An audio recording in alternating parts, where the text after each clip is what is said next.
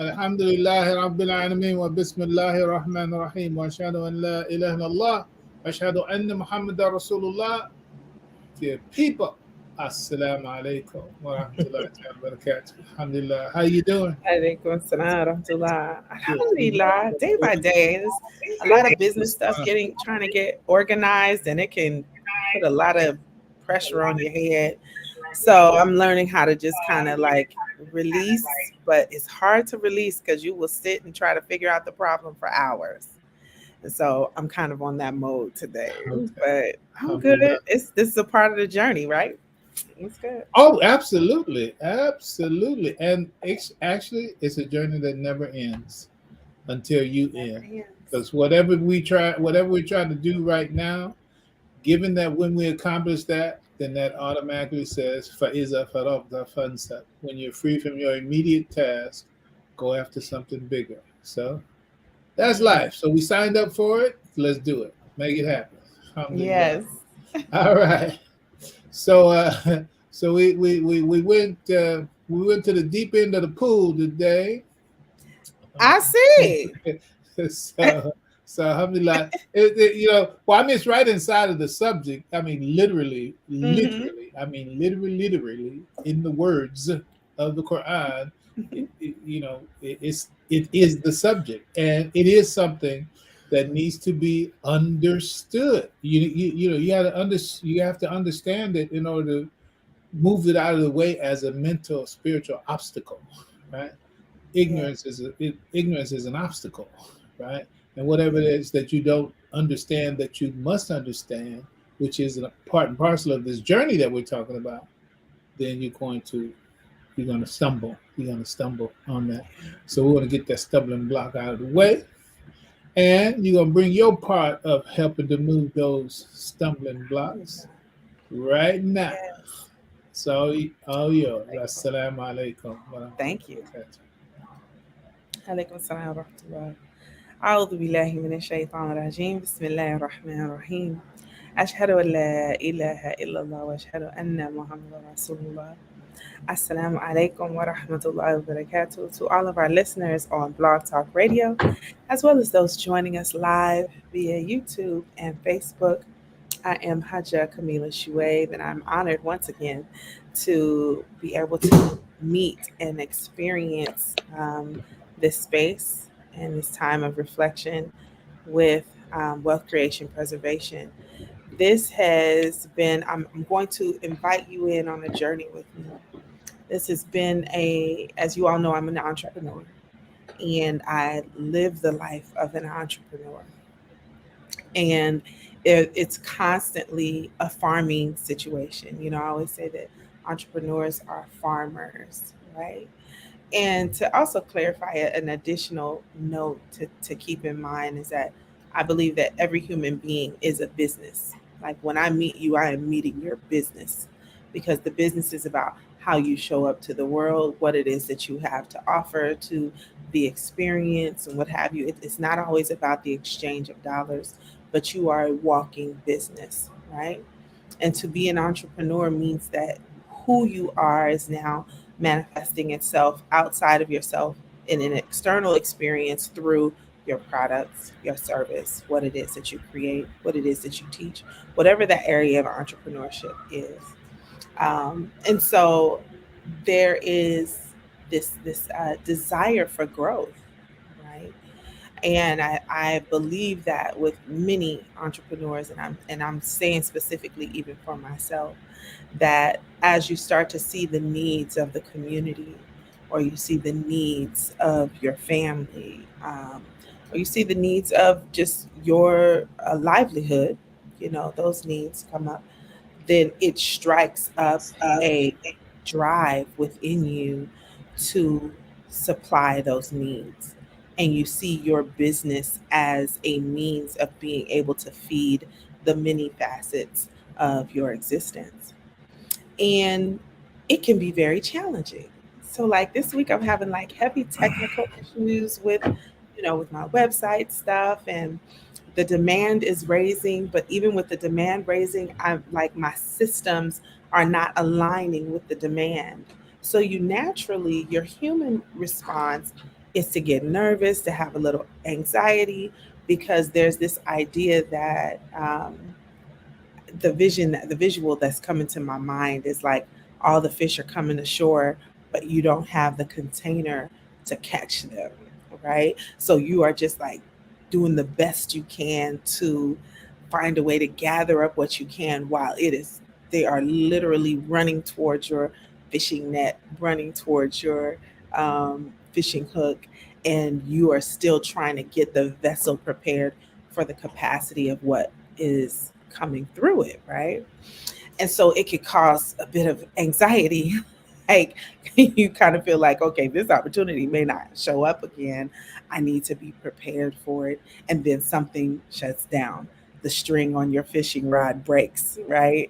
And while the fish is still going, you don't know when it's going to stop. The fish is still going. You're trying to fix the rod in the midst of it all coming in. And then there's this moment. So this morning, I do a morning talk on live, and I do one with my coaching group. And the conversation came up about faith, faith and accountability. And this idea of faith is rooted in a level of trust. Like the level of trust has to be so unwielding, like it has to be so like you just know that if it doesn't happen this time, you know that the next opportunity is about to show itself up, but you don't stop working, you don't give up in the midst of it. You just like, okay, you trust and you recognize what you know, what you don't know, what you have to learn, what you have to sharpen up your skills around. And then the accountability is being responsible for the blessing that you're asking for. So, whatever it is that you're asking for, that you're seeking to provide to the community, to yourself, to your family, that you're prepared for the responsibility that is attached to it. And in, embracing and understanding the responsibility that comes along with it, the desire comes. Like I'm trying to figure out the order because it was such a profound thought for me as I was processing this, because it's like the desire for a thing doesn't show up until it is clear that you can handle the responsibility for the desire. Okay, so I know that sounds very layered. so so when I think about like things that you're looking to grow, and you think about your economic situation, and all of the things that are coming your way, that there's a desire to be more charitable. There's a desire to spend more quality time with individuals and create more memories. There's a desire to travel. There's certain desires that pop up that may not have, you thought about it, but it wasn't this. It didn't light a fire underneath you to push and go, right? But that desire is pushing you to go forward because you now have the capacity to handle the responsibility that goes along with attaining it, right?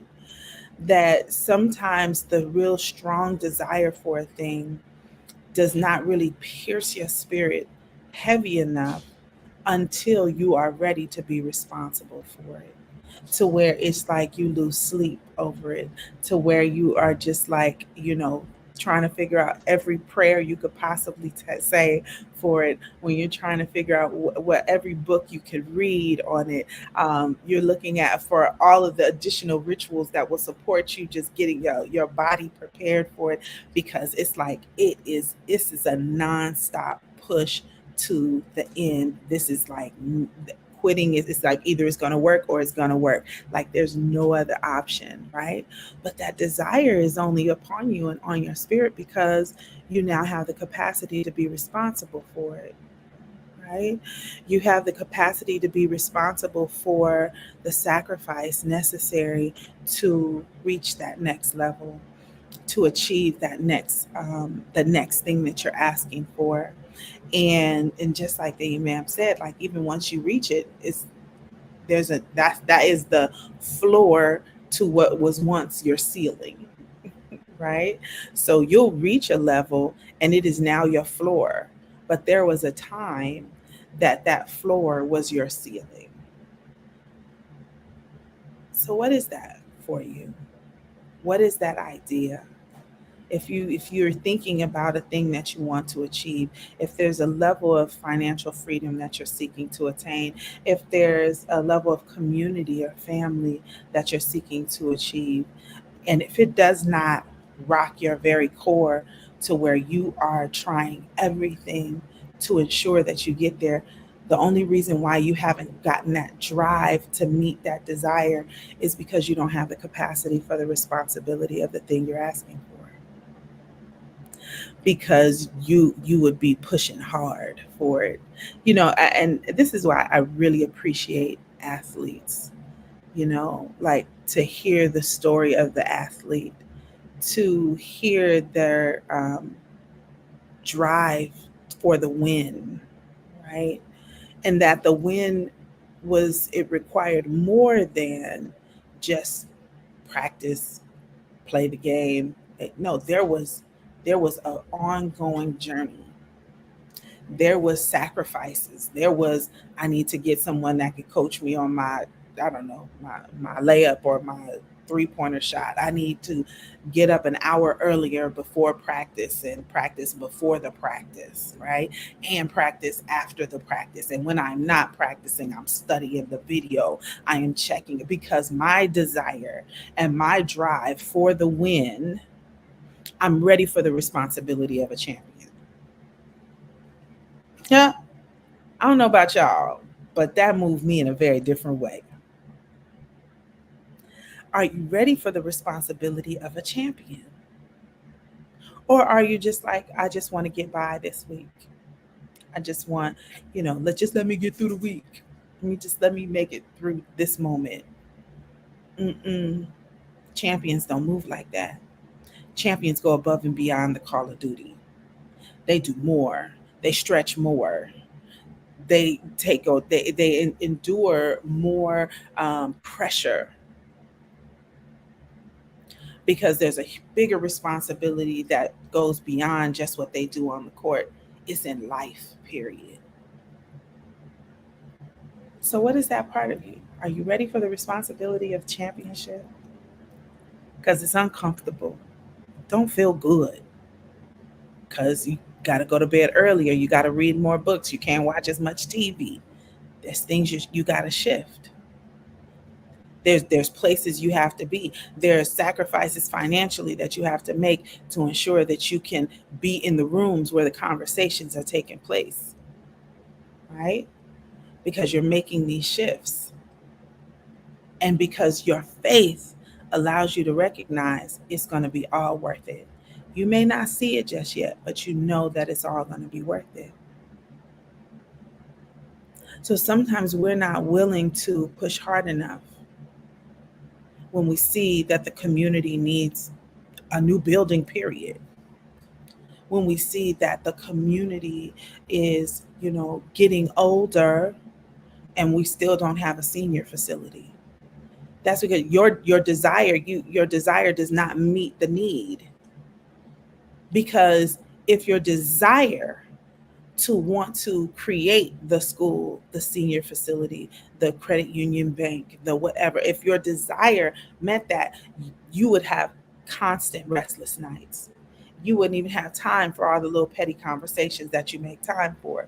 You wouldn't have time to be scrolling through social media or, trying to figure out just something to distract you from the life stuff. You would be driven hard to where it shakes your very core. And why? Because you're ready for the responsibility that it takes in order to create that school. You're ready for the responsibility it takes in order to create that senior center. Because creating the thing that you visualize in your mind is not the finish line. That's literally the start of the game. Listen, this is good stuff for me. Like what I'm saying to you, I'm saying to myself. Because when I tell you, your girl's desire is on high.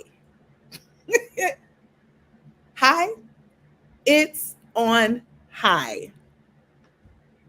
To where I have to stop myself and be like, good girl, you can't sit in the chair. You got to sit and elevate your feet. You've been sitting at this desk too long doing the things.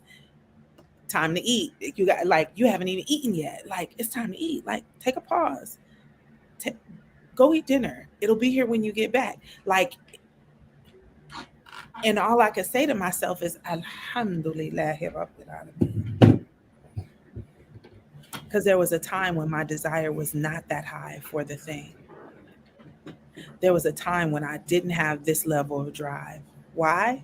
Because I didn't have the capacity for the responsibility attached to it. And I had to be honest with myself about it. Sometimes we want to achieve a thing just to say we did it.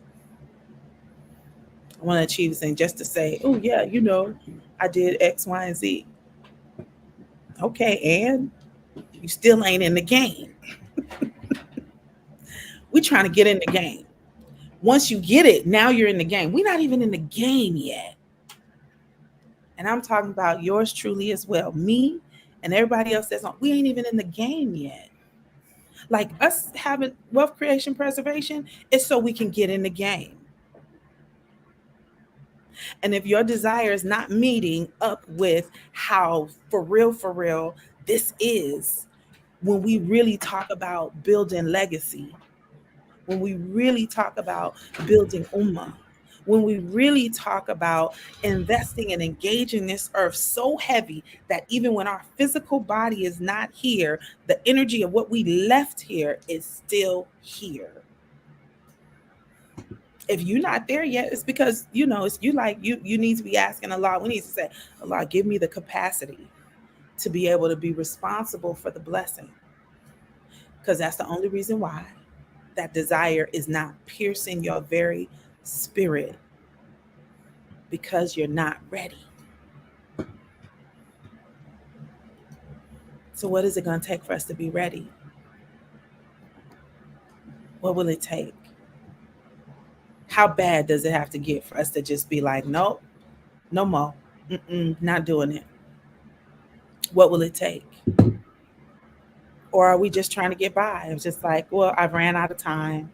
I'm too old for this game. I don't have time to learn this technology. I don't have time to read this book and learn about this.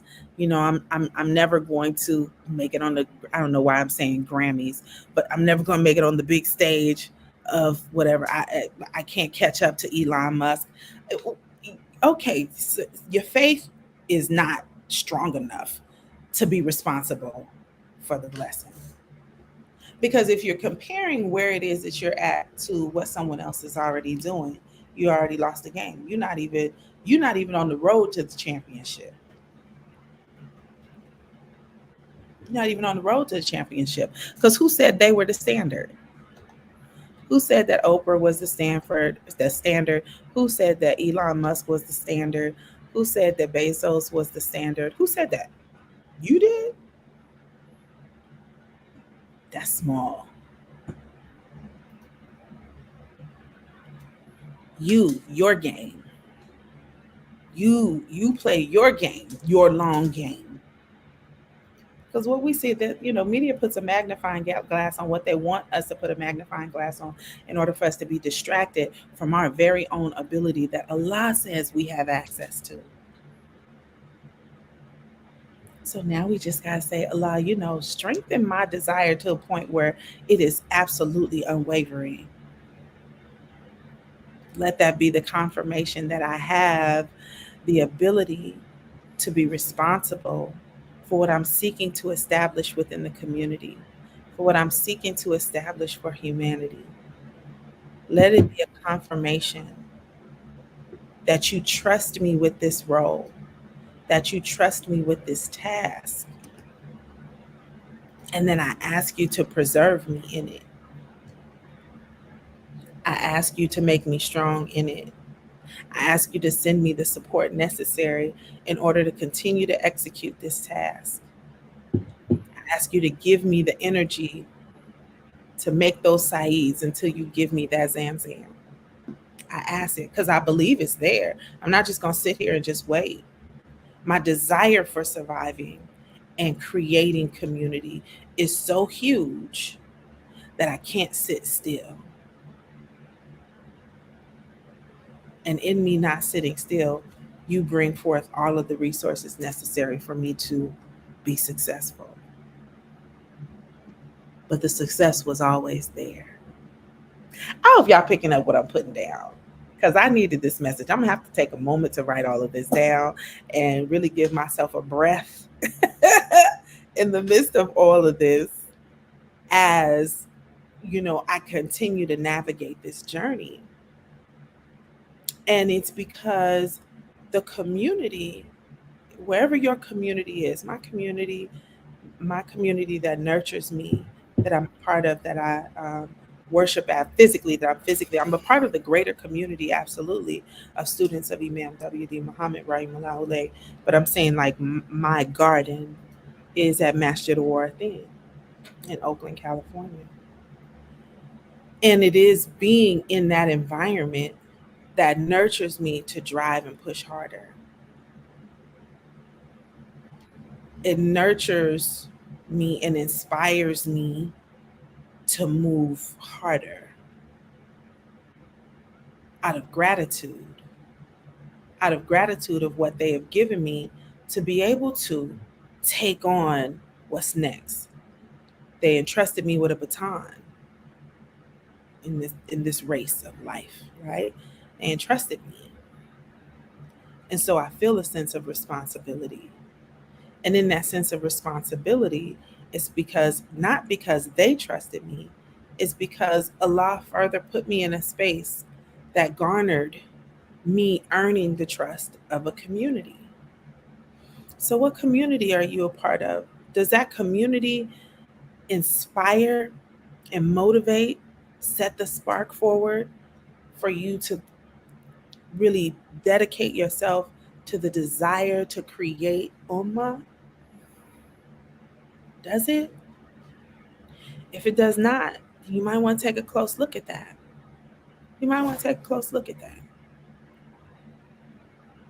Because we have to be growing constantly in all areas of our lives.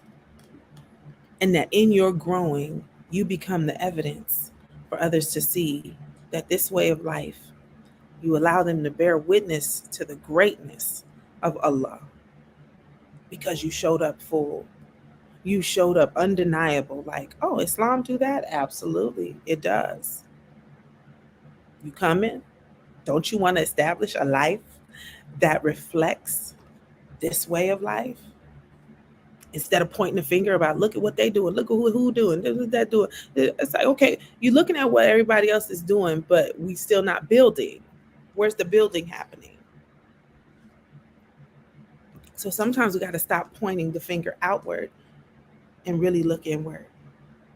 What am I doing to change, to shift the focus on a way of life that is beautiful and joyous and glorious? What am I doing to shift the focus? So let's seek out that desire for something great and good and beautiful for our lives.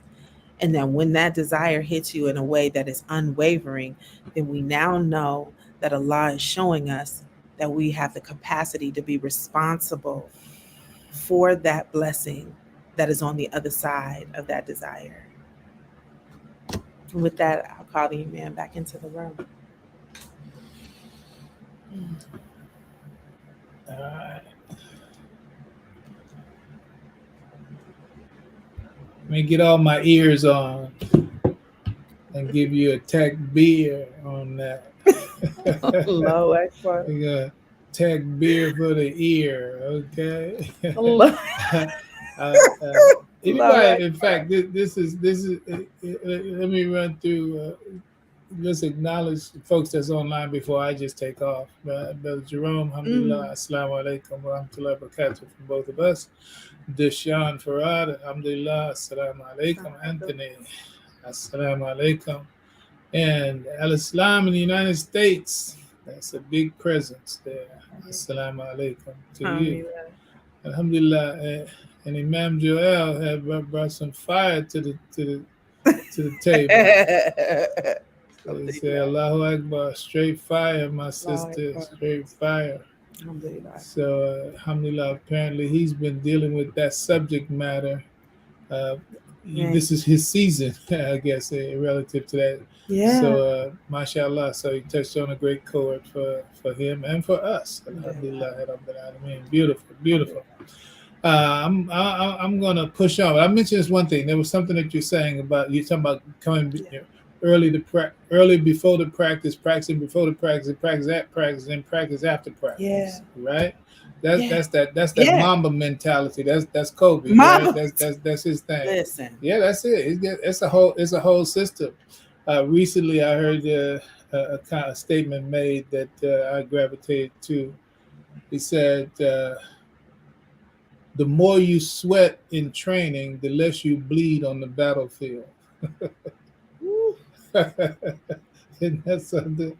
The more you sweat in training, the less you bleed on the battlefield. So that's I feel right. That. That's G.I. Joe, G.I. Joe, G.I. Jane, SEAL Team 6, whatever. It's like, hey, yeah, we go through this hard training because stuff is real out there, right?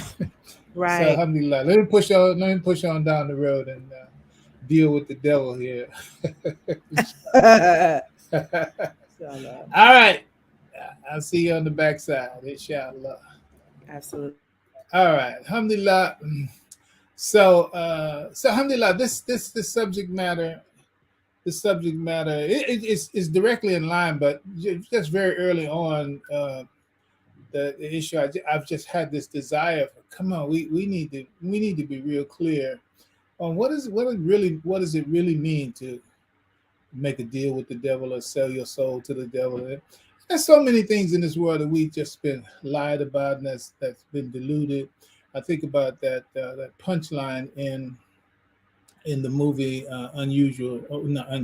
Usual Suspects, and that Verbal Kent is the guy, and it's a hint in that hint Kent, but that's not the hint, but it's a play on his name and what he does in the movie.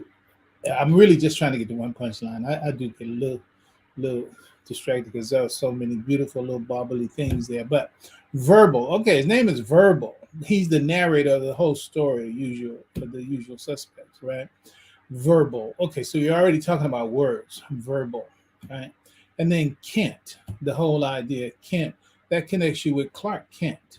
It does connect you with Clark Kent, especially when you see the Semitic connection to it all. That's critical.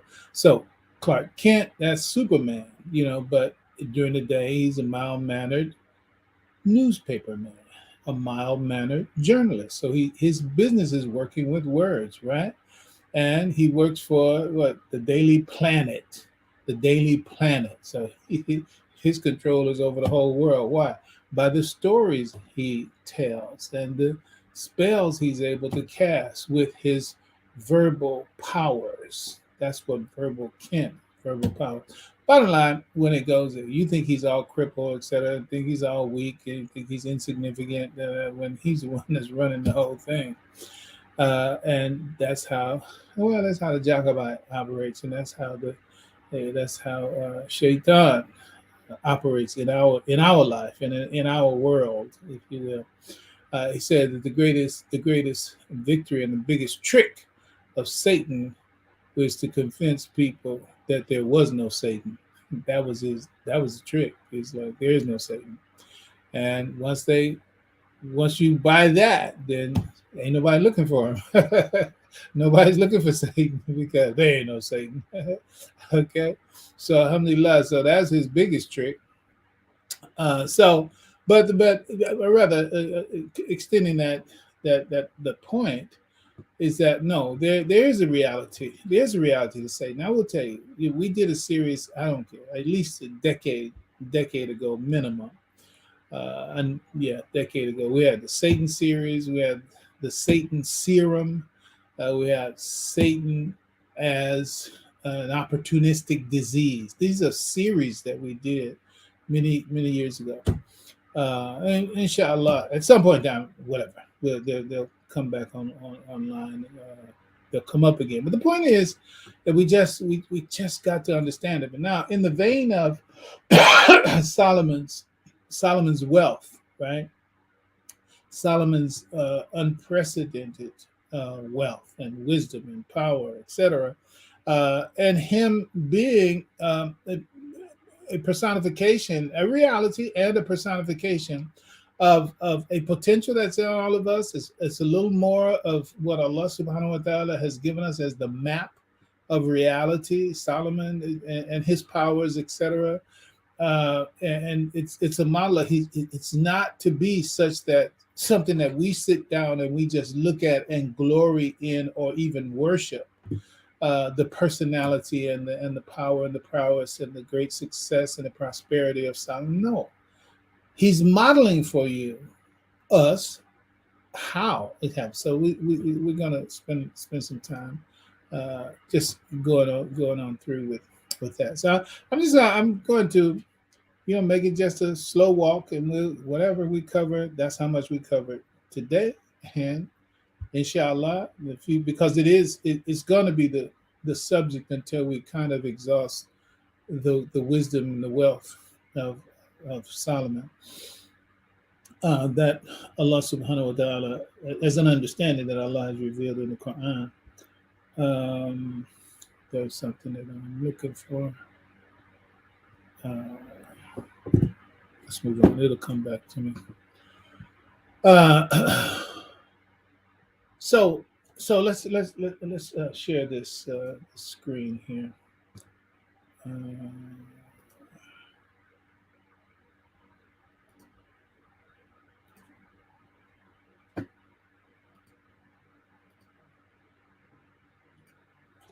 All right.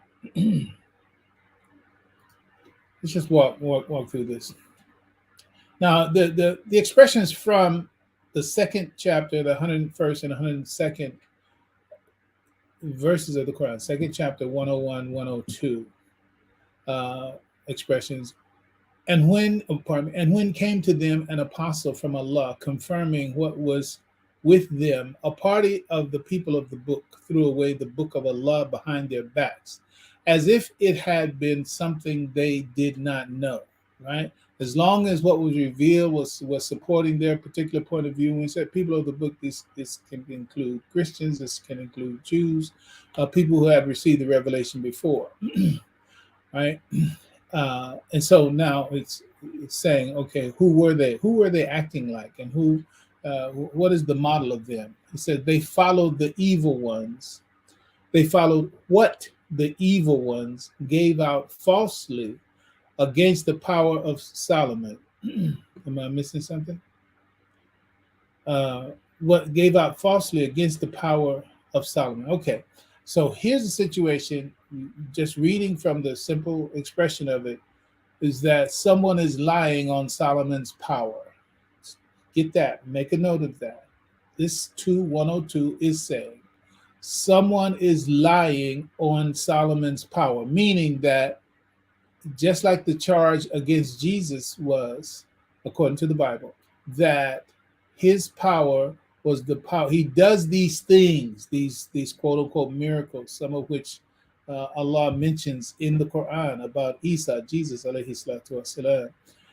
In the Bible, these miracles that he performed, there were those who lied against the miracles, and they said that he performed them with the power of Beelzebub, right?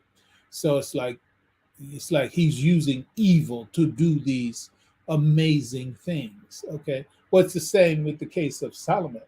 That was the case of Solomon. The amazing things that he was doing, those who would not and could not see it in their expressions of the will and the power and the grace and the mercy of God, and also of the power within the aspects and possibilities of the human being. It has to be some malevolent, some evil, some how can you say, some cheat. Let's just call it like that. Such as we don't believe. You're saying that you don't believe that these kinds of things are possible for a human being, and you don't believe that God endows individuals with such these powers, but you do believe that the devil can give those kinds of powers. So you're lying against the powers of Solomon, and as was the case, lying against the powers of Jesus. But let me go ahead and mention this with regard to Jesus too. Jesus told the believers, according to the Bible, he says, "And greater than this you will do, and greater than this you will do." So there's a potential. He said, "I and you and me, and I and the Father." Now, what's the Father? The Father is Adam. The Father is the original nature, the original potential, and also Abraham, right? And Jesus has a saying in the Bible where it says that, "And before Abraham was, I am." Before Abraham was, I am. So, and then some statements made about, well, you're not even 50 years old. How are you going to be before Abraham? So he's speaking in parables and analogies and metaphors. For us, briefly and moving on, is saying that I represent the original nature of all human beings. Jesus, alayhi salatu wasalam. I represent what Allah created that is perfect in all human beings. And so, therefore, before you get the Abraham that you adore, I was already in Abraham. And Abraham is an evolution of me slash human excellence being realized. He's a manifestation of realized human nature. But then when you realize human nature, you are realizing the Christ nature in the human being, which is nothing but human nature. And again, Jesus Christ is said to be the second Adam. The second. That's both in the Quran and in the Bible. So the Quran says the likeness of Jesus is that of Adam, and he created from dust and said to it be, and he was. So all this lines up. Let's move back. So the same charges that were made, rather similar charges were made against Jesus. It was against Solomon. Solomon again is the soul of man. Jesus also a symbol of the soul of man, in as much as we're talking about the nature of the human being, the original nature of the human being. So they lie against their power. So therefore, we should be very clear that this Solomon is representative of human nature's powers realized through submission to God. Solomon, human nature's powers realized through submission to God. That's worth saying a third time. Solomon, human nature's powers realized through submission to the will of God. Very important. So then the verse goes on, the expression of it, it says, the blasphemers were not Solomon. Okay. The blasphemers, Solomon's not the one. You lying on Solomon. He's not the one. He did what he did, but he didn't do it by the means that you're charging that he did them. So the blasphemers, the liars, were not Solomon, but the evil ones teaching men magic and such things as came down at Babylon to the angels Harut and Marut, right? Okay. We still walking. So somebody was doing something. Somebody was doing something, and it looks suspiciously like what Solomon was doing, or vice versa, depending on who you saw first, right? So Solomon was doing something who, in the eyes of the blasphemers, was similar to what the people that they saw doing in Babylon, right? So It's like you're using those people to compare them to what Solomon was doing, right? Solomon is the one that's doing the righteousness, but it looks like the powers that were being shown by the people of Babylon. So the connect, it's just like people lie on the Quran. People lie on the Quran and then say, "Oh, the Quran, they copied the Bible. They copied the Bible, right?" Uh, because if you find something similar in it, now you must have took that. You plagiarized Quran. You plagiarized the Bible. No, okay. Positive and negative, right? On the positive side, why can it not be? Why can it not be that that the truth in both of them came from the same source? It wasn't a copying thing. It was like they got that's in the Bible from the source of truth, and Allah, the source of truth, revealed the same thing in the Quran as a confirmation of what had come before, which is one of the things that Quran does. It confirms previous revelation. So it's the Quran that actually certifies prior truth. It's like, okay, well, it's in the Bible, it's in the Quran, it's true. Okay. All right. So in the same in a similar vein, there are powers in nature. Listen, there are powers and forces and laws in nature that can be harnessed and put to work. But good people put it to work for good purposes, and bad people put it to work for bad purposes. Still going slow. White magic, black magic, the way that we hear it, right? White magic, black magic. Brother and sister, don't worry about no candle shops, no incense shops, no sitting under, crystal pyramids or anything like that. Simple.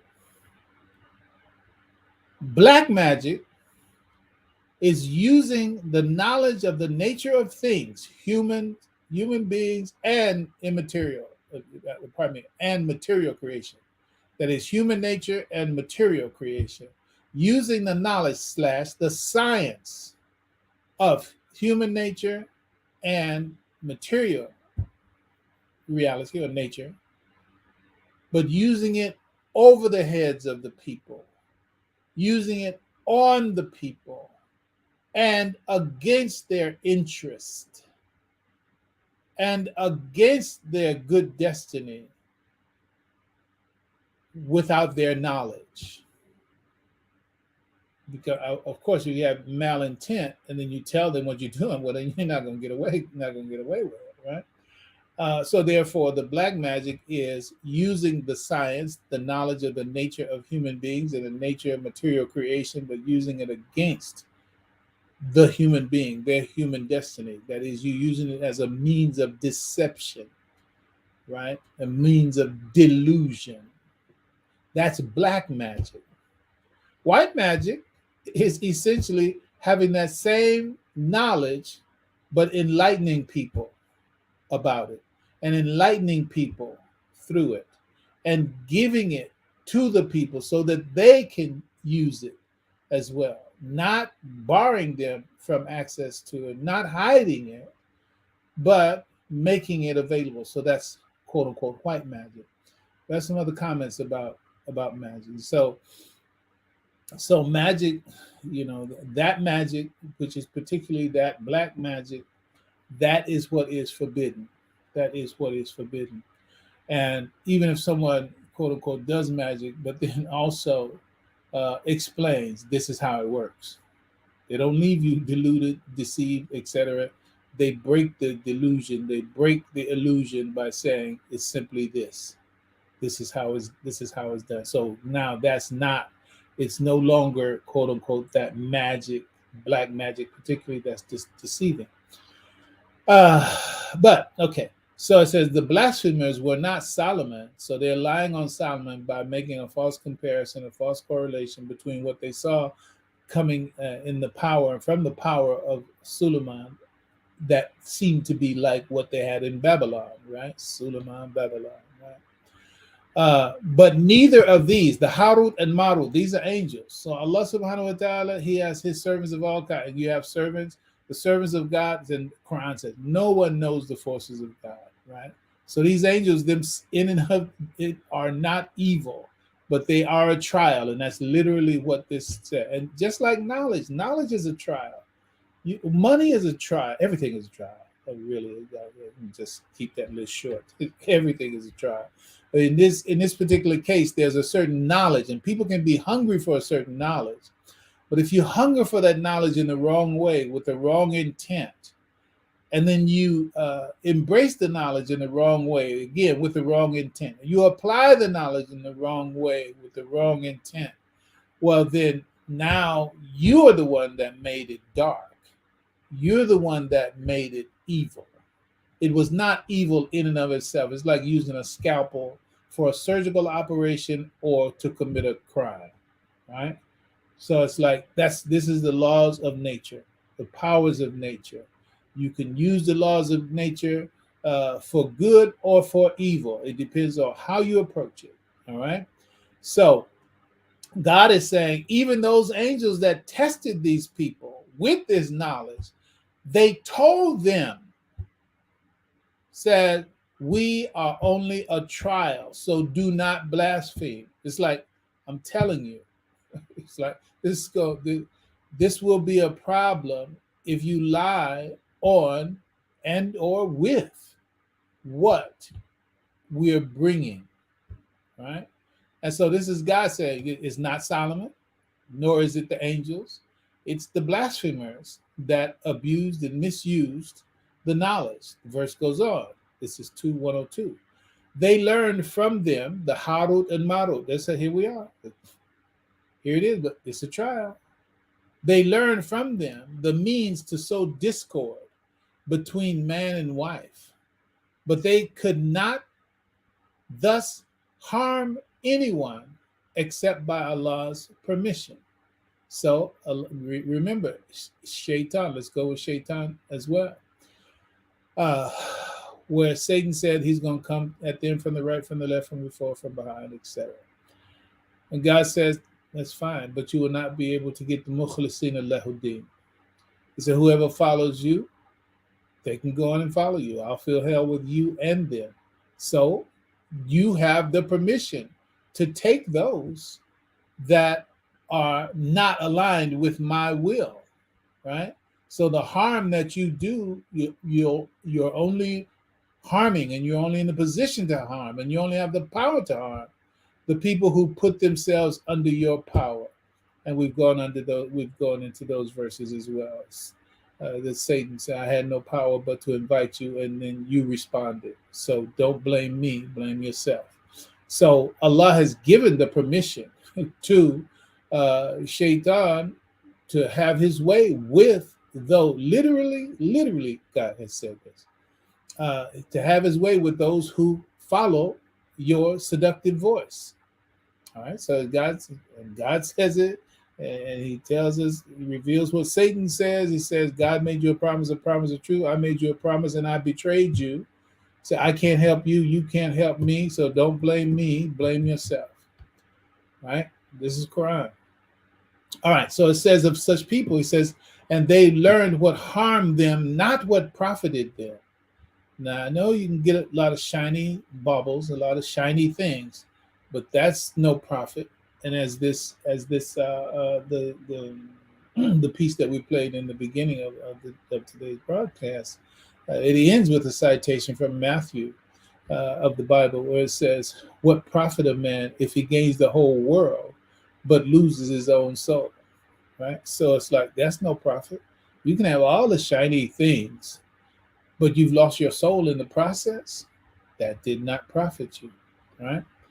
And it says, and they knew what the buyers, and they knew that the buyers of magic, the translator saying, would have no share in the happiness of the hereafter, right? This is the Shaitan. The Shaitan, he Iblis, etc., the one that made the threat, He knew he was going to hell. It was a guarantee. And that shows you also, Shaitan does not control hell. He doesn't make hell. He doesn't govern hell, etc. He doesn't decide who goes to hell. He doesn't decide who goes to hell.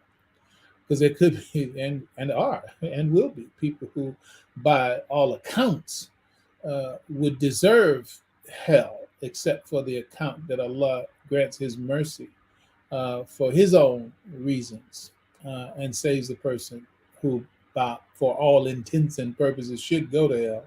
But Allah, in His all-encompassing mercy, saves some who are otherwise deserving hell from hell. Well, praise be to Allah. But Shaitan particularly, he already know. My destiny is hell. But finishing this verse, it says, "And vile was the price for which they did sell their souls, if they but knew." So here the Quran does say that there are those who sell their souls, right?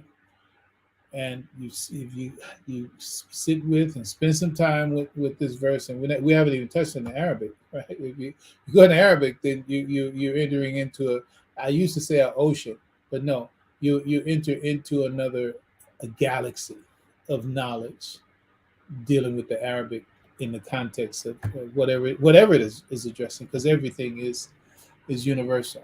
Okay, so therefore we can't stay with it. But just understand that selling their souls, right, and selling the souls is a reality, all right, in the Quran. What we want to do is understand that reality. Now, in the intro piece that we played when we were addressing or utilizing the Jewish secret to wealth, this was in our wealth creation preservation program on September 26th, 22. So if you want to go to the archives, you can look at that. Inside of that, the person made statements in the intro. He says, it talks about defying the laws of nature.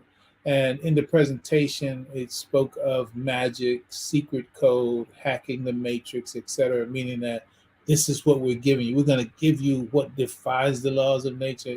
It's magic. It's a secret code. It's hacking the matrix, etc. And when you hear the rest of what's said, then you understand that this was kind of clickbait, set up for dramatic effect. No fault for that. I mean, you got to try to sell and attract people to what you're talking about. I get it. But these terms are, in fact, for dramatic effect. Because he had also stated the fact that we are all under one creator and one law, and that he's speaking of something embedded in the nature of creation. All right.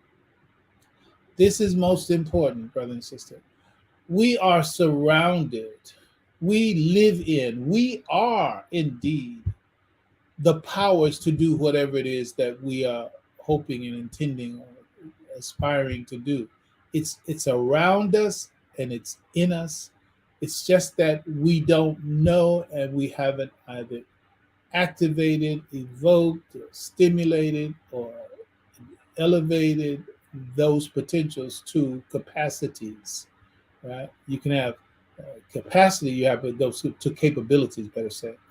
It's like we have the capacity for something, but you have to convert capacity into capability. So when you hear it in capability, capability is ability, right? Capacity, right? We talk about salary caps, right? Someone has a cap, that sets a limit on it, right? It's been capped off, right? So cap is talking about control, right? So it's talking about the capacity. It's talking about what something can hold. Okay. Capability is taking that potential, what you hold, what it holds, what's all there as a possibility. That's your capacity. Like the room capacity, right? So you go into an auditorium and say, the room capacity is 3,000 people, right? But are there 3,000 people in there? No. If there's not 3,000 people in there, then it's not filled to capacity, right? So feeling it to capacity, now you're seeing the capability of the room realized, right? It's filled to capacity. All right, so we all have capacity, i.e., we have potential. How much of that potential is actually expressed? How much of that potential is actually being fulfilled, right? Okay, the more you fulfill, the more we fulfill, the more we express our potential, it is converting potential into actuality. So capacity, capability. All right. So in terms of when he says that he's speaking of something that is embedded in the nature of creation inside of us, God says in Quran, He's given us everything necessary for the fulfillment of our life. Inside of us, Allah has said, "Alama Adam al-asma'a kullaha." He taught Adam the knowledge of the nature of all things. The knowledge of the nature of all things is in us. It's a capacity. It hasn't yet been realized as a capability. But the practice of Al-Islam moves that capacity, the knowledge of the nature of all things, into capability. And so as you grow, you become more and more capable of more and more things. But that's what the practice of Al-Islam is designed to do. And the Quran carries the particular knowledge, meaning know this and then act in accordance with it, then you'll find more of your capacity becoming capability. Okay? So with this person, when he's saying that something, he speaks of something embedded in the nature of creation. And our way of life, now I'm speaking of us now, Al-Islam, our way of life is not any of those things.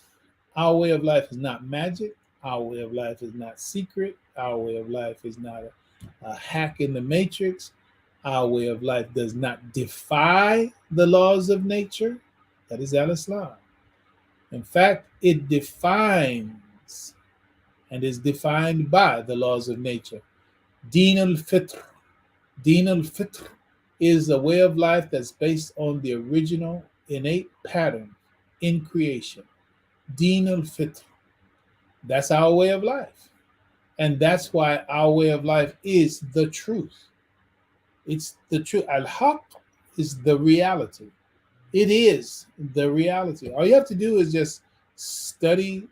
Well, I say all you have to do. Allah has to guide you to it. But at the same time, there's certain knowledge, information available. But if you never read, study, research, etc., then you're left to those opinions that you're more comfortable with, coming from whatever source, which you appreciate that source in this case because it agrees with what you feel. Right? So yeah, that must be right. Right? Well, is it really right, or is it you just like it, and because you like it, that is your stamp of approval to say this true? But I don't want to spend too much time there. Now, okay. So the point is that these people, in this example right here, Jewish secret of wealth, he's telling the people it's like magic, it's like this. Even though his understanding, the Jewish understanding of those who studied, learned Jews, they know it's not that people normally would think of as magic and secret code, hacking the matrix, etc. They believe it is also. They believe from their revelation, that is the Torah, their scripture. They believe that it is the word of God and it is therefore true, etc. But it works like quote unquote magic in that sense. And that's the nature. That's the nature of it. Let's go and look at some examples that you already know. There's a British writer and author and scientist, Arthur C. Clarke. Yeah, I think he's supposed to have like 3 laws or something. This is one of them. Any sufficiently advanced technology is indistinguishable from magic. Any sufficiently advanced technology is indistinguishable from magic. Okay, so let's turn the clocks back, go back, look at Solomon, look at what Solomon did, look at the powers that he expressed, right? And so therefore, the people who are on a lower plane of consciousness, lower plane of wisdom, lower plane of faith even, when they saw what Solomon did, oh, it's like magic. Yeah, It's like magic to you because it is sufficiently advanced technology far beyond what you have a sense of. And so it comes across to you like magic, right? And that's how it is. Okay, that's how it is with Al-Islam. So if you can appreciate the power of it, so it's like I'm thinking about actually I'm thinking about the flying carpet, right? The flying carpet, Alibaba, whoever it is, whatever, flying carpet, Aladdin, I think, and Aladdin had the lamp, right? And that lamp that goes back to the jinn and the potential, rubbing it 3 times, all the rest of that. Um, so these are powers, right? That have there's something that has been allegorized, have been metaphorically described, objectively put into stories, narratives, myths, and the like, which are actually truths, but they're truths that have been abstracted and personified in whatever stories and objects of stories, in myth. Aladdin, Aladdin's lamp, flying carpet, right? What is flying carpet? Flying carpet is prayer rug. That's what the flying carpet is. It's a prayer rug. All right. Uh, and the prayer is the ascension of the believer. This is from the reports of the Prophet sallallahu alaihi wasallam. The prayer is the ascension of that. Yeah, we fly. We fly on that carpet, right? So that's the prayer rug, right? And it's the power of prayer that takes us places that we otherwise couldn't reach. All right. Um, so so so the point is now. So Solomon is so far ahead. Abraham likewise so far ahead of his people and of his time, and Jesus the same. Jesus the same. Moses the same. They were manifesting powers that they didn't get from the powers that be of their time. All of them, Moses, Abraham, Jesus, they were all manifesting powers that weren't authorized by the powers that be. So it had to be some kind of falsehood. It had to be some kind of wrong, especially religious authorities, right? So, any case, but it was what? It was technology. This is what I'm trying to get to. It was advanced technology. This is our language right now. Advanced technology. Where did Solomon get what he got? Where did he get it from? God and nature. Where did Moses get what he got? God and nature. Abraham from God and nature. Jesus Christ from God and nature, etc. But what was it and what is it in fact? When you get the laws of nature, you have technology. It's technology, it's the laws of nature. And when you put those laws of nature to work, for those who don't know it, who are far behind that way of being, seeing, thinking, knowing, those that are far behind, it comes through to them like magic. But it's not magic. It's the law of creation from the creator that he has blessed and allowed. And they encompass nothing of his, Allah's knowledge, except what he permits. So Allah permitted Solomon alayhi salatu wasalam, and he permitted Musa, and he permitted Isa alayhi salatu, and he permitted Muhammad sallallahu alayhi wasallam to embrace and to be exposed and to be knowledgeable of knowledge that represented advanced technology of their time and comes across to them like it's magic. Has that knowledge gone anywhere? Has that knowledge gone anywhere? It's like, okay, yeah, God shut that door down. He shut that down. After Moses, that department was closed. No. The same knowledge is available, but you have to become the same kind of person. Doesn't mean you have to be a prophet. It means you have to be saying, well, let's move on. There it is right there in the next verse, 2103. Right there. I say no more, right? 2103. If they had kept their faith, who?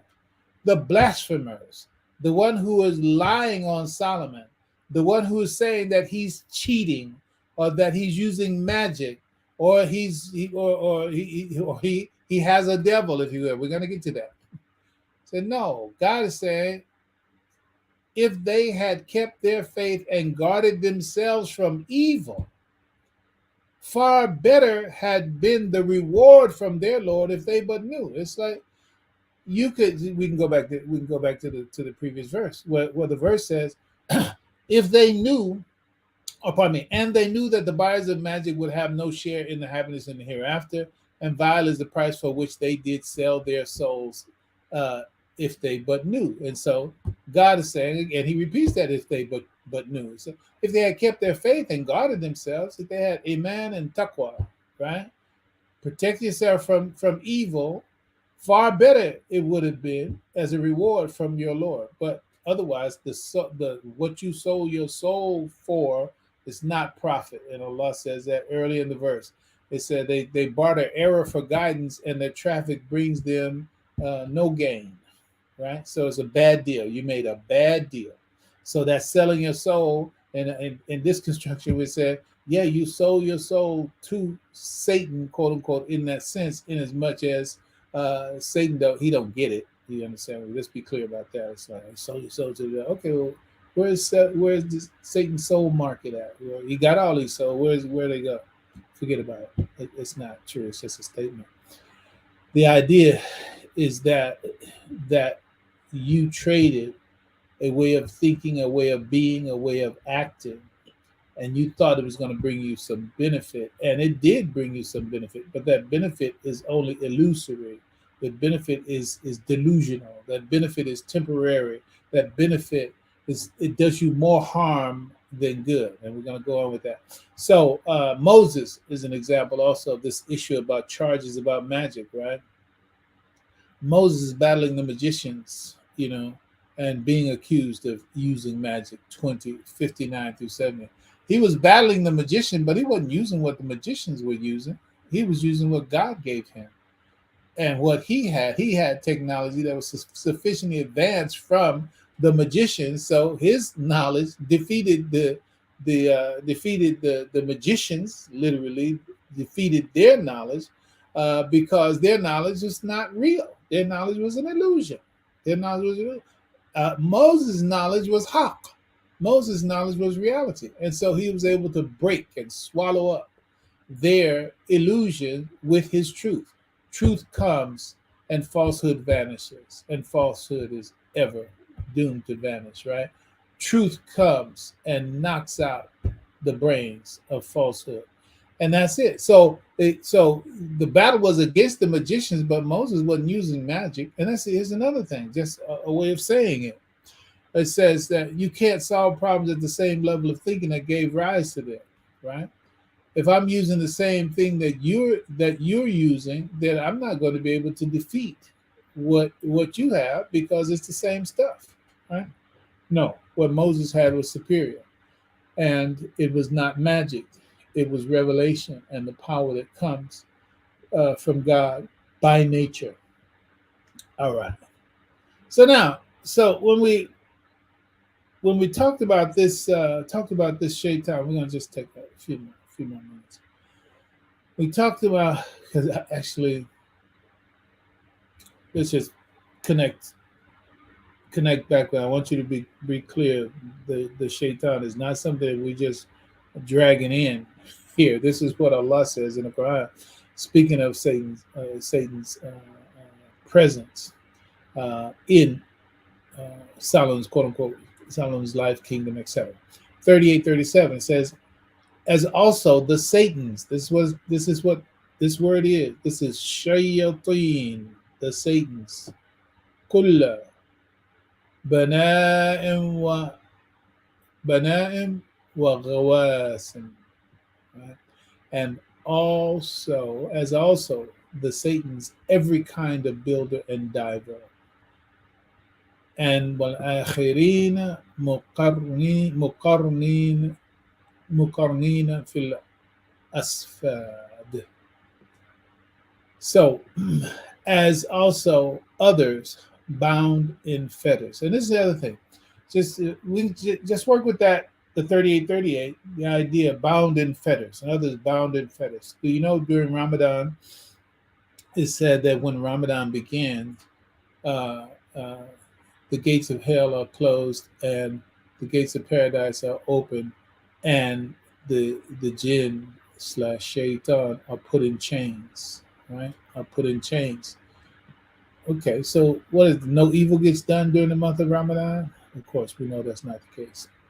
Uh, so what is this binding and fettering of jinns and shaitan? It's our jinn and our shaitan, because each one of us is associated with a jinn and shaitan from the beginning. The jinn with the potential to become shaitan. A jinn is the beginning. That's what starts, but that's also the potential capacity, capability, right? So jinn is the capacity for a shaitan in each one of us, right? And if we don't control and manage our jinn, then that jinn will become a shaitan. And then that shaitan will dominate the entire machinery, meaning my mind will be used by shaitan, my body will be used by shaitan, my energies, etc. They will be used for purposes other than what Allah intends and other than what is in my best interest as a human creature.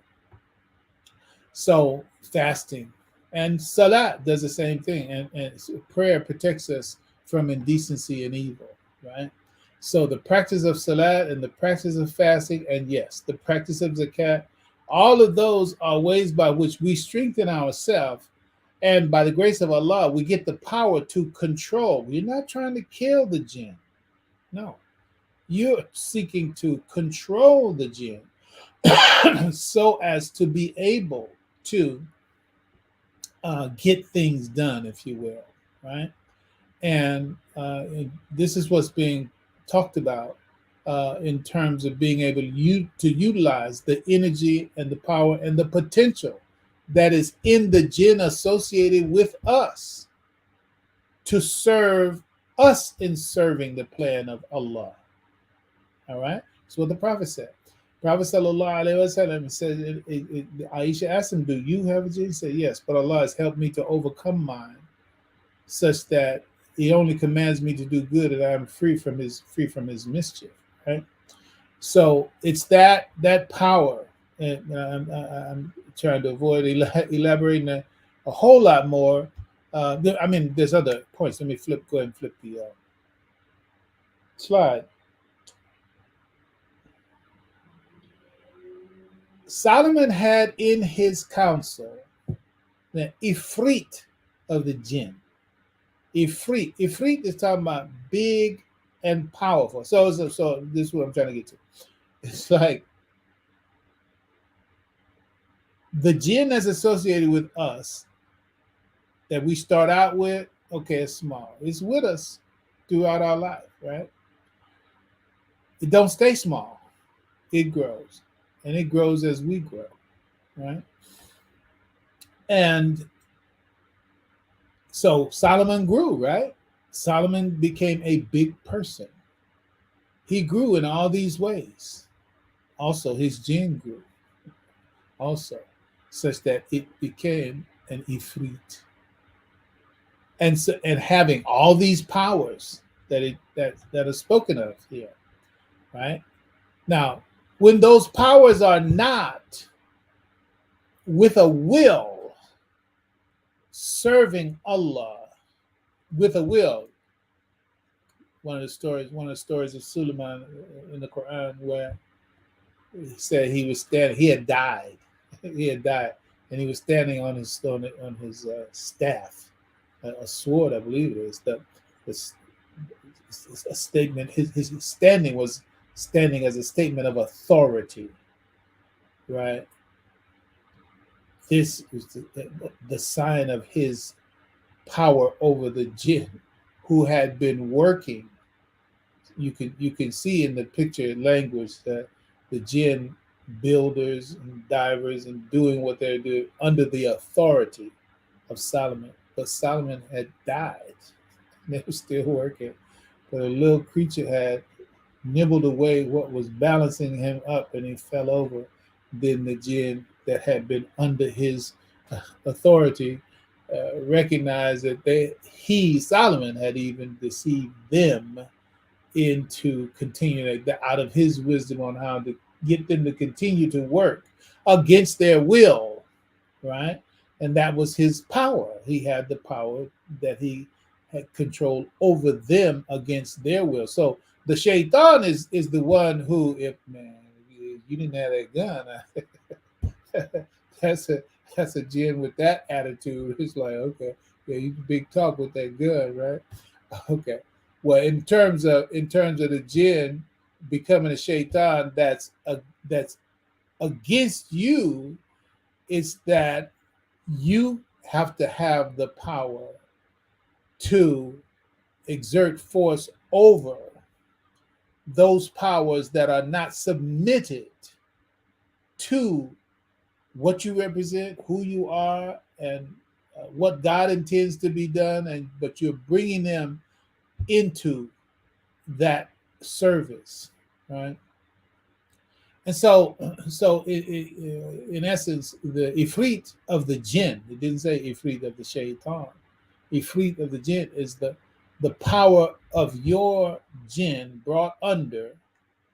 Not going forward, going back. Let's go back again. If they had kept their faith and guarded themselves from evil, right? So that's what you have to do. Keep your faith, guard yourself from evil. What evil? The evil that can come from the jinn that's associated with you. Joseph, the story of Joseph, it said, surely the nafs al-amarat is prone to evil, except those that receive the mercy of Allah. And Allah subhanahu wa ta'ala says, and we create the human being, and we know the dark suggestions that his soul makes to him, right? So Allah is aware of this potential for that is a jinn to become a shaitan, right? And if you don't keep faith and guard yourself against evil, your jinn will become a shaitan. And so the shaitan also comes up in those people who failed in that particular. They failed in keeping faith. They failed in guarding themselves from evil. And so therefore, their jinn become a shaitan. Now, they become a force to be reckoned with. Well, Solomon, Allah blessed him with the power to control those type, and I'm going to now say those type of people, persons. This is not the conversation to argue whether jinn people or jinn. There are people who become devils, right? And there are people who are jinn, right? And you have to work with devils. Haven't you noticed that?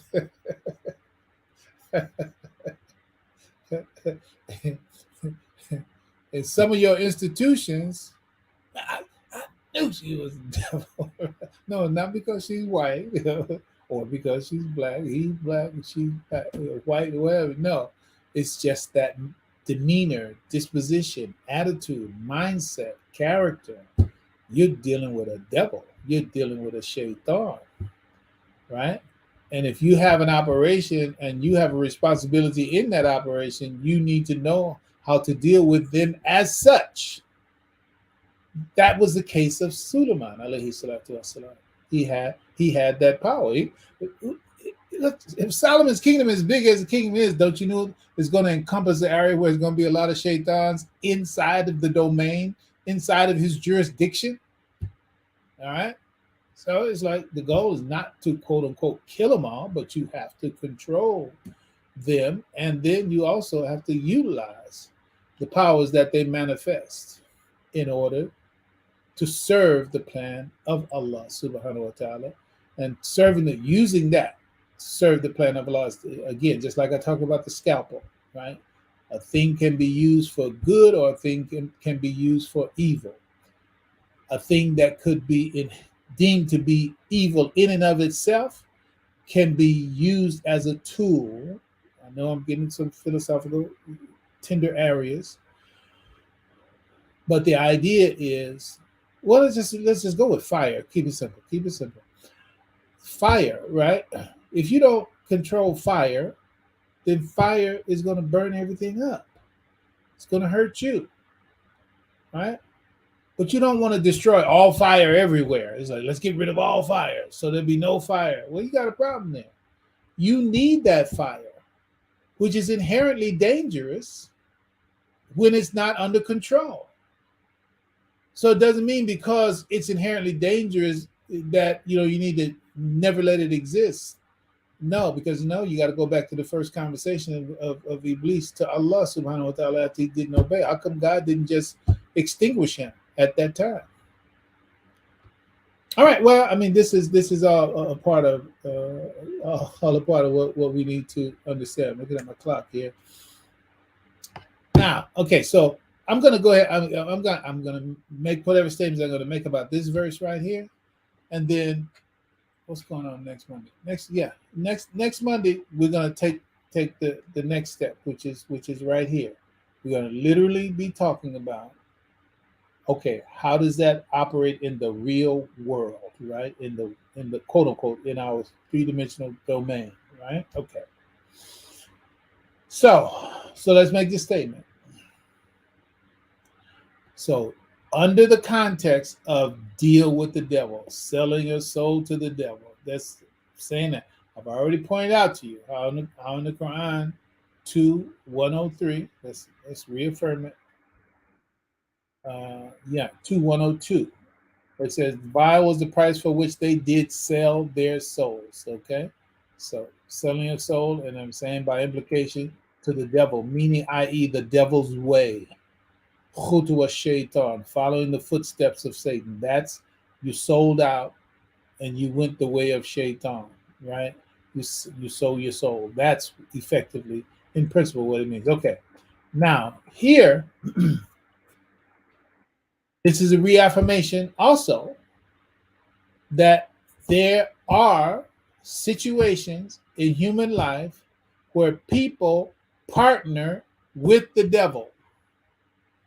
People partner with the devil. But again, we can't do it today. Still, we have to get to the point where, okay, what does that look like? And that's what's coming, inshallah, next week. What does it look like? What's the reality of this partnership, right? So this 1764, 17th chapter, 64th verse, Surah Al-Isra. It says, and incite. This is God telling Satan himself. He's saying, and incite to senselessness whoever you can among them with your voice. God says, go ahead, drive them crazy. Whoever you can, drive them crazy. This is God saying this, right? Do you not see in the world right now a lot of people who are, I'm not talking about what we call Section 8, 5150. I'm not even talking about them. I'm talking about the people who are supposed to be, they're sitting in the Senate, they're sitting in the Congress, they're sitting in the City Hall, they're sitting on the City Council, and they're verifying the kinds of things that we see in the whole trans swimming competition thing. It's just you can just use that one thing as like, is that not crazy enough for you? I mean, that ain't crazy enough for you. Just that one. Don't go nowhere else. Just that one. Is that not a case of senseless craziness in the world? And that's only one thing. Satan has already driven to senselessness a very large segment of the population. And God speaks of. Quran, it says, and the Ad and the Thamud, Satan proved victorious over them, even though they were gifted with skill and intelligence. You can have skill and intelligence, and Satan can still drive you to senselessness. That's what's happening. You got people with skill and intelligence doing senseless things, thinking in senseless ways, if you can even call it that. Who is that? That's Shaitan's victory, right? God is saying, go ahead, do that. And I'm saying Satan has done that. But here's the other thing he said, whoever you drive the senselessness with your voice and assault them with your horses and your foot soldiers. We said he has his whole army, if you will.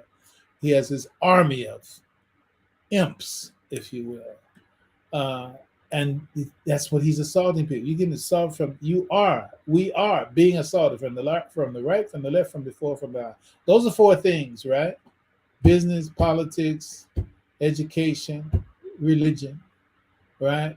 We're being assaulted from all four, everywhere in the environment. And then God says to Satan also, become a partner in their wealth, meaning that cut deals with them. Cut deals with them. So Shaitan has the freedom to go into partnership with these senseless people, right? The ones that have been driven to senselessness, you can enter into partnership with the Shaitan. So that's making a deal with the devil in the business quarter, right? And then also, and their children. Become partners with them in their children. You got Satan parenting children with the assistance of the parents. The parents parenting the children in accordance with Satan. I can think about a little YouTube short, TikTok thing, whatever it's like that. There were the parents, and there was a boy, and there was a joke that was made. I'm not even going to say the joke. The joke that was made, that boy didn't come up with that joke, and that TikTok video was not unorchestrated by the parents, meaning that it was the parents that orchestrated the quote unquote the video, taught the child the joke, and then they shot it on the TikTok or whatever, and put it out there for people to see. That's a partnership with Satan, and the child is being parented by parents who are following the instructions of Satan, right? And what was the goal? To go viral. WTF? Go viral for what? But see, that's the senselessness. The senselessness that becomes the norm. That's destruction. I bring your mind back to Needful Things, that movie. If you want to see how Satan operates in the context of what I'm talking about right now, and the ultimate magnitude of senselessness taking over the whole town, city, world, etc., you need to see that movie. Stephen King, Needful Things. And then finally, for today, but Satan does not promise them except delusion. It's delusion. I've heard some news about a top NBA prospect, college football player, top prospect, meaning that it's like the path is like laid out in front of you. And him and his parents caught up in some kind of felony, some kind of felonious action around some money. Right? And from my remembering in terms of, it wasn't like, some kind of gift from the alumni association and no, it's like paper hanging kind of cheating, stolen credit card-ish kind of thing. It's like, what the hell? You got your future laid out in front of you. The possibility, the potential is always there. And then you do something as senseless as that. That thing is over. So the profit that you thought you were going to get, it profits you nothing. You are suffering destruction. But that was what Satan's plan was all the time. All I want to do is take you out. You too good. You got too much going on. Too much positivity happening. I need to knock the legs from beneath your operation there, so I can use you to disappoint a whole lot of other people. Shaitan, auzubillah. All right, so I'm gonna call it for today, inshallah, and call Haja back into the room as she says. Alhamdulillah. I'll take any comments from you, my dear, as we close out today. No, there's. Oh wait. Are you Okay, there we muted? go. I can't hear you. No, I was Okay, go muted ahead. on the blog talk, but I'm good. No commentary on my end. It's definitely a lot to unpack and unlearn of what we understand it to Hmm. be, and how do we navigate how to trust more in Allah than what we think Shaitan can do or not do for us. Um, Yeah, yeah, yeah. it's a lot. It's a So lot. we're gonna get that. Yeah. So we're gonna get to inshallah next week.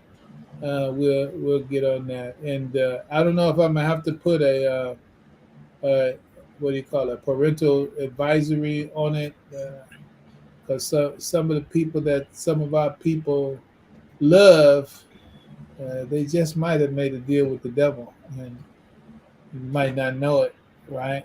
Not her, yeah, deal with the devil. Not him, yeah, deal with the devil. So, and it's not as much of a mystery as it's a matter of mindset, consciousness, you know, where they sit in relationship to God, the creator of the heavens and the earth, right? And what Yeah, how his will is to be executed in the world. And they made a choice. They made a choice that wrong choice in my view. But millions and hundreds of millions of dollars still flowing that way. All yeah. right. Well, that's going to be it for us. Alhamdulillah. We thank you all for being with Alhamdulillah. us. And inshallah, we will catch you on the next side. God's peace be on all. Assalamu alaikum wa rahmatullahi wa barakatuh. Alaikum salam. Thank you for using Blog Talk Radio. Goodbye.